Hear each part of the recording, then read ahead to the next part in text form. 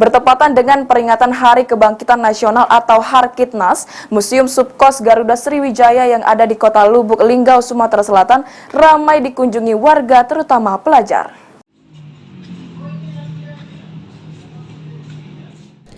Sejak pandemi COVID-19 melanda tanah air, kini Museum Subkos Garuda Sriwijaya yang ada di Kota Lubuk Linggau, Sumatera Selatan mulai berangsur kembali dikunjungi warga masyarakat.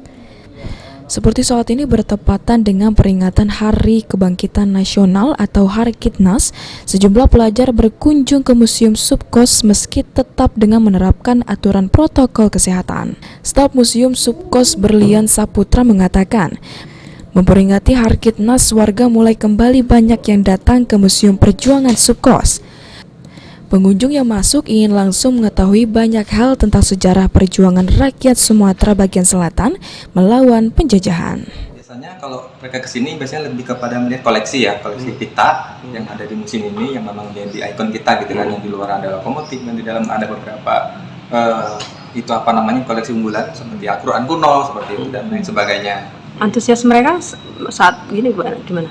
Antusiasnya? Untuk saat ini alhamdulillah sudah berangsur-angsur mulai ramai ya, karena kita sudah beberapa kali ada pameran, terus ada 3 event-event permainan tradisional gitu ya, alhamdulillah sudah banyak yang berkunjung ke sini. Sementara itu berbagai benda bersejarah masih tersimpan rapi di museum ini, yakni benda-benda peninggalan bersejarah seperti lokomotif kereta api uap yang telah ada sejak tahun 1933 dan kendaraan mobil Jeep Willys serta foto-foto para pejuang di masa lalu. Tri Hajariah, PAL TV.